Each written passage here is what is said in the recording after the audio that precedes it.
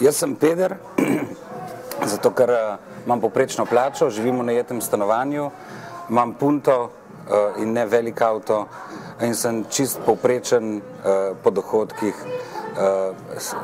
Slovenc, tako pač je. In sem torej peder. Če bi pa imel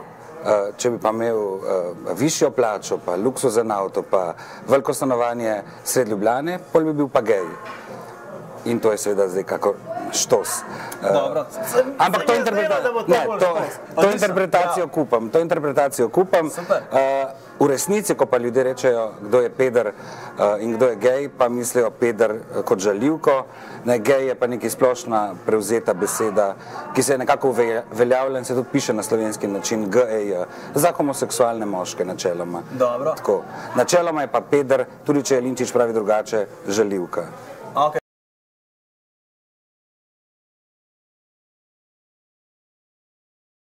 Pedri.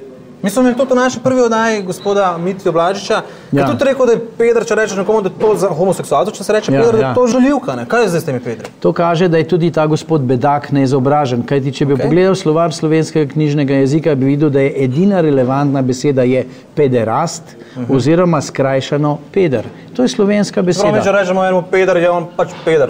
Pa kaj pol?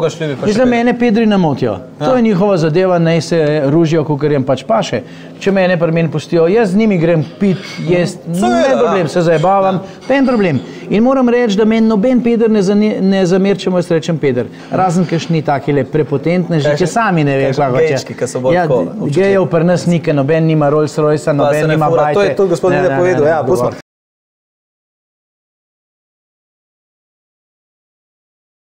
No, gledajte, tisti, ki govorijo, torej nam Romom, cigani, so to ljudje, ki ne poznajo romsko zgodovino, ne poznajo romski jezik. V romskem jeziku ne obstaja beseda cigan, to je privzeta beseda iz grške besede atiganos, ki pomeni negativca. In tukaj pravzaprav Romi nikoli sami sebi nismo rekli, da smo cigani, ampak smo Romi, kar pomeni Rom človek. Romi smo ljudje in od tod tudi izhaja beseda Rom. Se pravi, Rom je v bistvu, cigan je pa neka žaljivka, ne? Glejte, v umetniškem smislu se večinoma uporablja beseda cigan. V umetnosti se določene stvari, bom rekel, tudi ne pozabijo, ampak se oproščajo. V uradnem jeziku pa mora obstati nek red in pomeni, da je treba tudi torej Romi imenovati, tako kot uradno Romi smo.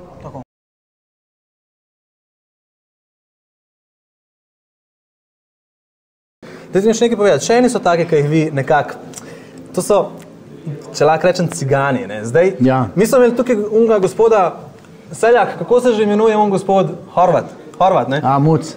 Horvat Muc, pa je rekel, da je cigan, če rečete, to žaljivka vseeno. Vi veliko rečete cigani, pa rečete, kaj je zdaj, zakaj jim govorite cigani? Če predsednik Romske zveze Slovenije reče, da je to žaljivka, pa jim vseeno rečete, da so cigani.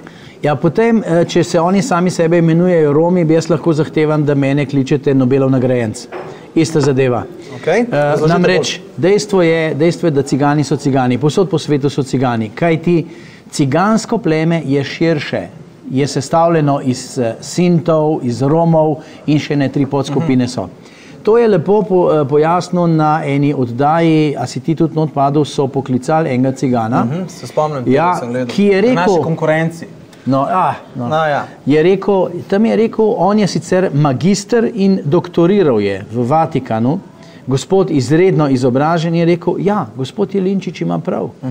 Razni tisti gospodje, polpismene, vključno z našimi politiki, pa ne vedo tega. Ne poznajo zgodovine, ne poznajo slovenske literature, ne vedo, kaj je pisal Janez Trdina v svojih zgodbe in povesti o Gorjancih in podobno.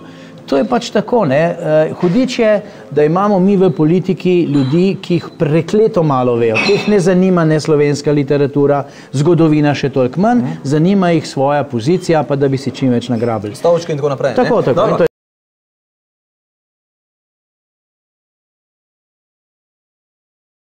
Kako vi, kot strokovnjak, gledate na to izjavo, da vse skupaj poteka na ta način? Da to ni korupcija, da je to nekaj povsem normalnega? No, najprej moram povedati, da odvetnik nisem, sicer pravosodni izpit imam, ampak je bilo pa slišati tudi dosti odvetnikov okrog te zgodbe. Moram reči, da jaz te izjavi preprosto ne verjamem. Če pa res, me pa zelo, zelo skrbi. Namreč v pravu so stvari jasne. Vsakršno odločenje, za katerega bi nekdo dobil nekaj, ali bi mi bilo samo obljubljeno ali ponujeno, pa bi bilo potem odločeno pod vplivom tega ponujenega ali obljubljenega, je kaznivo dejanje, ki se kaznuje po Kazenskem zakoniku Republike Slovenije. Tako da ta izjava, pa vrste izjav, ki so jih potem sledile, kaže samo na to, ali nepoznavanje prava, ali na nepoznavanje tega, kar se dejansko dogaja. Moram pa reči, nažalost, da po tej izjavi, pa po moji prvi izjavi, da jaz preprosto ne verjamem, da se to dogaja povsod, da smo dobili kar par podatkov, ki pa kažejo na to, da mogoče pa ta primer res ni tako osamljen. Dobro. Kaj je po vaši, dajte nam prosim definirati to korupcijo? Kaj dejansko potem sploh je korupcija? Ne? V bistvu zelo enostavno. Sociološko definicijo korupcijo definiramo tako, da rečemo, korupcija je zloraba danih pooblastil v zasebno korist. Zdaj, ta pooblastila so lahko dana se strani države, lahko so dana se strani nekega zasebnega delodajalca. Pomembno je, da se ta pooblastila zlorabijo v korist tistega, ki to zloraba, ali koga drugega. Jaz sem slišal eno ful dobro definicijo tega, da je to, da gre za perverzijo privilegijev. Bi lahko rekli to je najkrajša definicija korupcije, ki jo recimo jaz poznam. Korupcija je perverzija privilegijev in to dejansko drži. Seveda so pa tudi daljše definicije, ki pa so tudi, recimo, če bi jih napisali pol strani pa več. Tako, vse vidimo, da nekaterim ni jasno, kaj je korupcija. Ne? Dobro, zdaj oglejte si, poslušajte in si pogledajte, kaj to dejansko je.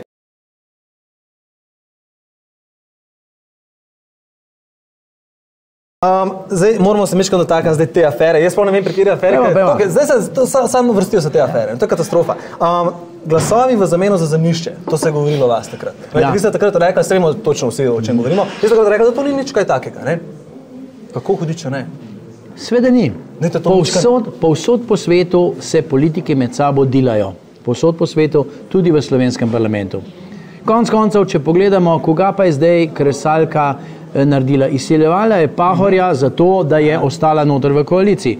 A to ni izsiljevanje, a to ni podkupovanje. To je še bistveno hujš.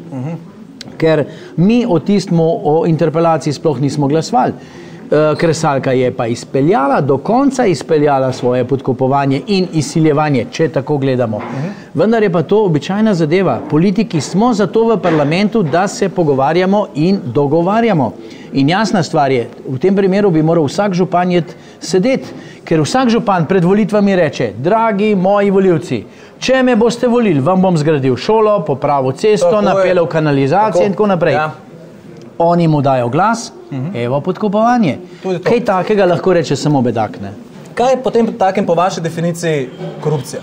Kaj pa je pol korupcija? Korupcija je to, če nekdo, recimo, če bi jaz rekel unmole ministru, bi rekel, veš koga, daj mi 100.000 evrov, pa boš imel moje glasove. To je korupcija.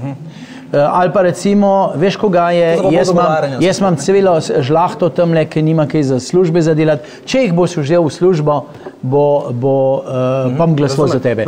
Drugo je pa bedarija. Še ena zadeva, kar je pa hujša. Jaz sem se boril to za tisto projekt, ki bi rešil celotno pomursko regijo lakote. Za ljudi sem se boril. In tele podgane, ne moram drugače reči, podgane iz LDS-a, pa zdaj bi pa Jelinčiča pojebali. Premočni smo bili, stranka je bila predobra stala.